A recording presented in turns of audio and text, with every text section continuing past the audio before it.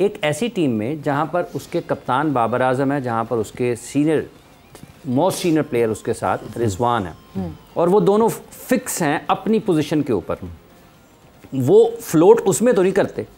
उसमें फ्लोटिंग पर बात आती है तो फिर पता नहीं क्या कोई सलामती ख़तरे में पड़ जाती है। लेकिन जो आपने जिक्र किया कि 2 मैचेस में उसको खिलाया, 2 मैचेस में उसको खिलाया, कौन हिलाता है उनको, नंबर 4-5 वालों को, और क्यों हिलाता है? और देखिए प्लेइंग 11 फिर मैं कहूँगा कि आपके कैप्टन बनाते हैं, कोच साथ होते हैं, लेकिन मोस्टली ये कैप्टन आपके डिसीजन करते हैं प्लेइंग 11 का।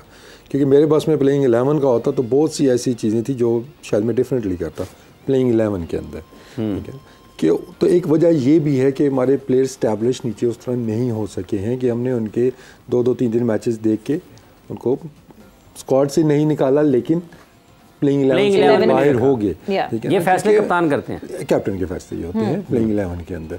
तो ये चीज़ें बहुत मैटर करती हैं। अब ये नहीं है कि ये जितने लड़कों के हम नाम ले रहे हैं इनको खेलना नहीं आता था, ठीक है ना। मैचेस जिताए हैं, चाहे आसिफ अली एकदम से हीरो बने, आपके एशिया कप के अंदर मैचेस जिताए, इंडिया के अगेंस्ट जिताया, वर्ल्ड कप में मैच जिताया, खुशदिल ने मैचेस जिताए, वो एकदम से फेडेड अवे कैसे हो जाते इन वजूहत की वजह से, ठीक है ना। वो 2-2 चांस करके आप वो अगर 4 सीरीज के अंदर वो आप 10 मैचेस उनके करेंगे, 2-2 मैचेस करके, तो नंबर तो आपको नजर आए 10 मैचों में उसने कुछ नहीं किया, ठीक है ना। लेकिन वो कब चांस मिला, किस सिचुएशन में मिला, कितने मैचों का गैप बीच में आया, ये चीज़ों तो ये हमें कंसिस्टेंसी थोड़ी सी यहाँ पे दिखानी होगी कि यहाँ पे अभी भी जो प्लेयर जिनको ये बैक कर रहे हैं उनको बैक करना चाहिए, ठीक है ना। आप साइम को बैक कर रहे थे, आप कितना साल होने को आ गया ना, अब एकदम से अगर वर्ल्ड कप के अंदर जाके आप वापस रिजवान बाबर आ जाते हैं, दैट मींस तो आपने वो एक साल जाया किया, बिल्कुल जाया कर दिया। तो कंसिस्टेंसी की क्लैरिटी एक होनी चाहिए कि यार हमने इनके साथ ही अब जाना है, ठीक है। अब बहुत ज़्यादा फेलियर उसमें आते हैं या सिचुएशन या कंडीशंस की डिमांड ऐसी है तो आप उसमें रद्दो-बदल कर सकते हैं,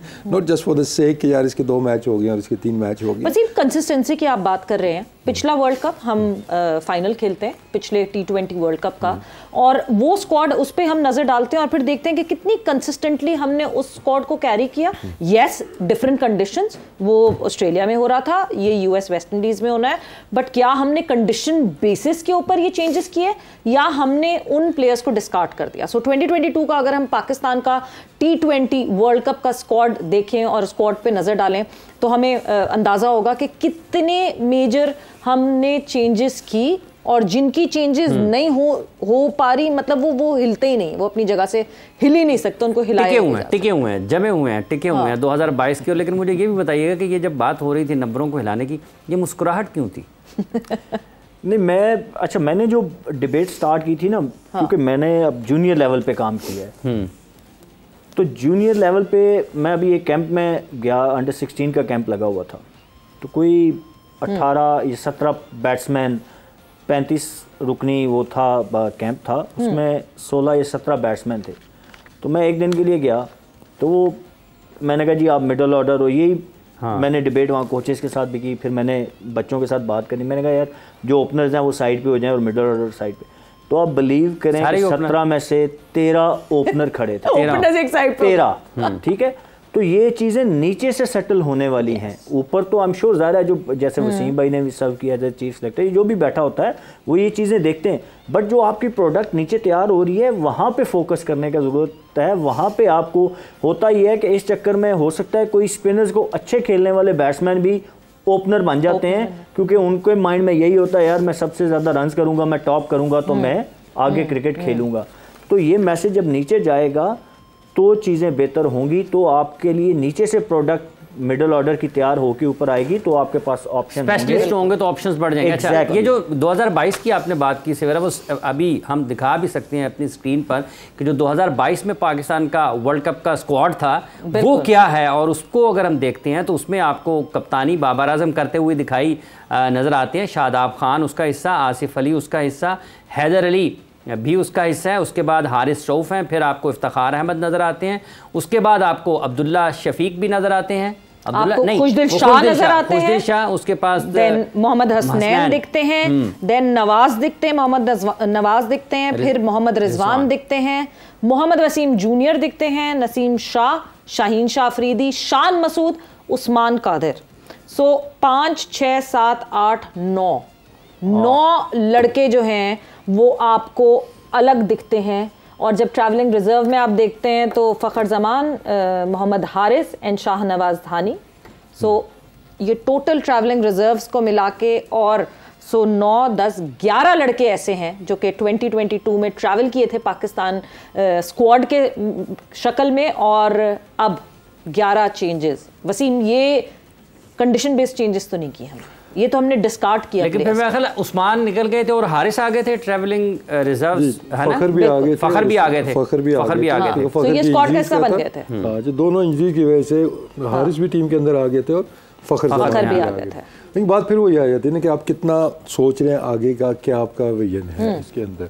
कि देखें इसमें आप कि वर्ल्ड कप के अंदर ओबियसली बाबर और रिजवान की परफॉर्मेंसेस भी नहीं थी अगर आप ऑस्ट्रेलिया वर्ल्ड कप की बात करते हैं, क्योंकि उस टाइम सबसे बड़ी डिबेट यही थी कि इन दोनों के सर पे टीम चल रही है हमारी, ये आउट हो जाते हैं, नीचे कोई नहीं होता। वो क्या हुआ, जब अपॉर्चुनिटी मिली नीचे देखने, इफ्तिखार आपका टॉप परफॉर्मर था वहाँ के, ठीक है ना, हारिस को अपॉर्चुनिटी मिली, उसने मैचेस आपको जिताए हैं। तो जिस जिसको अपॉर्चुनिटी मिलती उन्होंने मैचेस जिताए। वर्ल्ड कप में सबसे ज्यादा रन स्कोर करने वाले थे शान मसूद। देखें शान उस टाइम पे अगर आपको याद हो तो उनको कन्विंस किया गया था कि आप नंबर 4 मिडिल ऑर्डर पे, क्योंकि उस टाइम हमारे पास और ऑप्शन उस तरह के नजर नहीं आ रहे थे और वहाँ की कंडीशंस को देखते हुए जी कि वहाँ पे ये सूटेबल हो सकते हैं, और फिर उन्होंने रन्स भी वहाँ पे जाके किए थे। लेकिन ये कंटिन्यूटी की बात है कि अब क्या रीजंस थे। अभी जो पहले हम डिबेट कर रहे थे कि 2-3 मैचों की परफॉर्मेंस के ऊपर, या इवन चले 6 मैच कर लें, 8 मैच कर लें, उसको माइक्रोस्कोप लगा के देखा किसी ने कि इनको चांसेस कौन सी सिचुएशन में मिल रहे थे, कितने कंसिस्टेंट मिल रहे थे, और फिर इस नंबर पे खेल रहे हैं जहाँ पे आपके पास 2 ओवर हैं, 3 ओवर हैं, फिर आपने उनकी एवरेज भी देखनी है कितने मैचेस।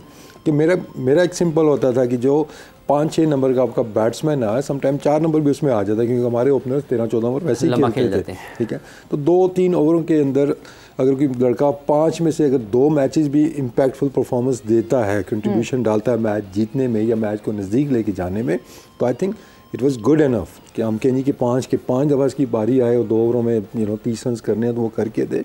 तो हमने वहाँ पे मिस किया। अब जितने भी आप टॉप के देख लें, जितने बैट्समैन फिनिशर्स हैं, ठीक है, उनके कितने कितने लंबे फेलियर्स आए हैं, चाहे वो मैक्सवेल थे, चाहे और आप कोई नाम लेंगे इसी तरह, वो कंसिस्टेंटली कभी भी उन्होंने परफॉर्म नहीं किया जिस नंबर पे वो खेलते थे।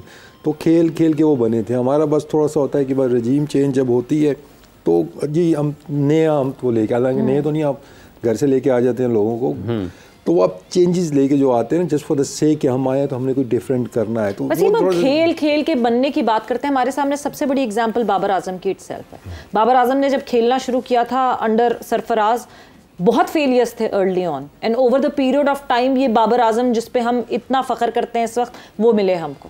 लेकिन जो टॉप ऑर्डर बैट्समैन है उनका कंपैरिजन मिडिल ऑर्डर से T20 में उस तरह नहीं बनता है कि ऊपर वालों के पास अपॉर्चुनिटी बहुत ज़्यादा है, ठीक है ना। तो आप वो एक्सपेक्ट करते हैं जी कि ये 5 में से 3 से 4 मैचेस में ये रन्स करेंगे आपके लिए। जैसे जैसे नंबर जीते जाएगा, नीचे आता जाएगा, तो वो रेशो जो है सक्सेस का वो नीचे आता जाएगा। तो हमें वो एडमिट करना चाहिए कि ठीक है ये नीचे खेल रहा है, लेकिन हर मैच, अब इफ्तिखार पे भी काफ़ी बात चल रही है जी कि वो 2 मैचेस हो गए उन्होंने रन्स नहीं किए, या 3 मैचेस हो गए उन्होंने रन्स नहीं किए हैं।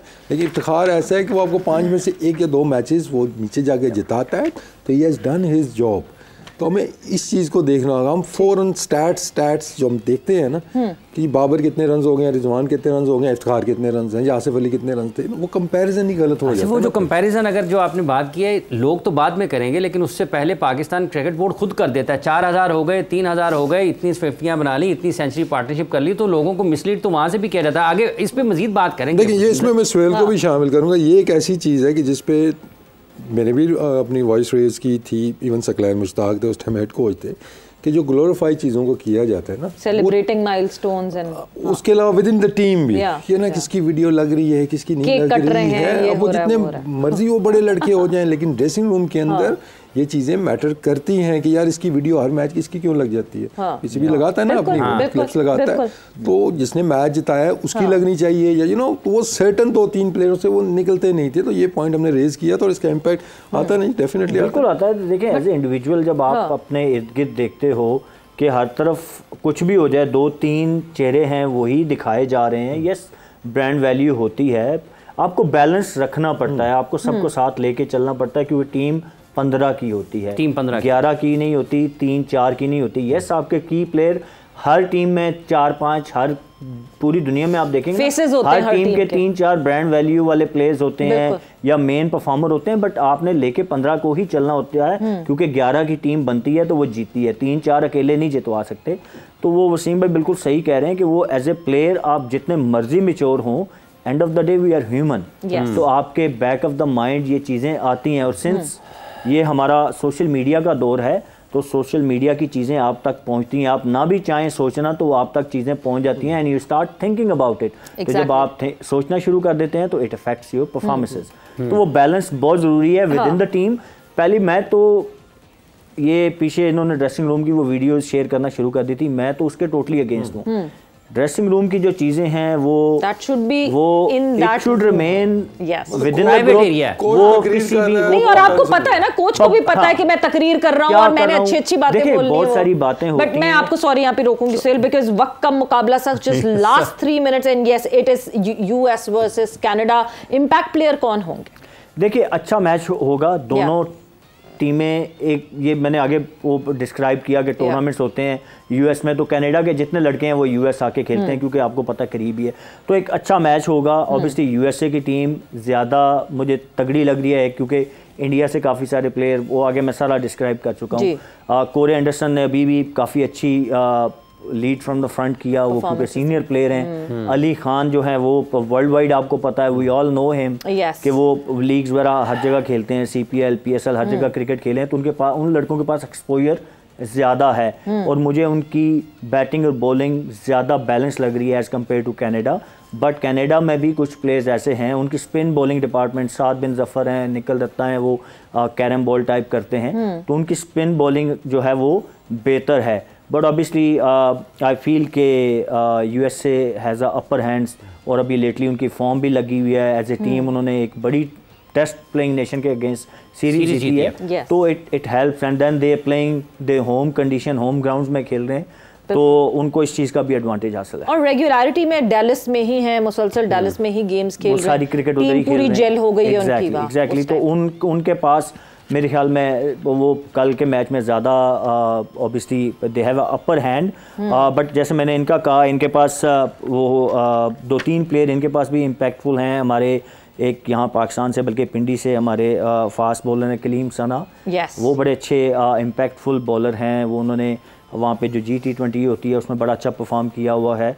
फिर निकल दत्ता की मैंने बात की, वो बड़े अच्छे हैं। उनके पास एक बैट्समैन हैं फ्रॉम इंडिया, मैं उनका नाम अभी देख रहा था, रविंद्र पाल सिंह जी, वो बड़े अच्छे एक मिडल ऑर्डर के हार्ड हिटर बैट्समैन हैं। तो एक अच्छा कंपटीशन होगा, और ये आई एम श्योर कि ये दोनों टीमें किसी के लिए भी वॉक ओवर नहीं होगा कि आप ग्राउंड में जाएंगे और जीत जाएंगे। ये अच्छी क्रिकेट कहीं ना कहीं चैलेंज जरूर देंगे, और ये जीते कोई भी, बट चैलेंजिंग क्रिकेट खेलने वाली दोनों टीम। बिल्कुल जी, चैलेंजिंग,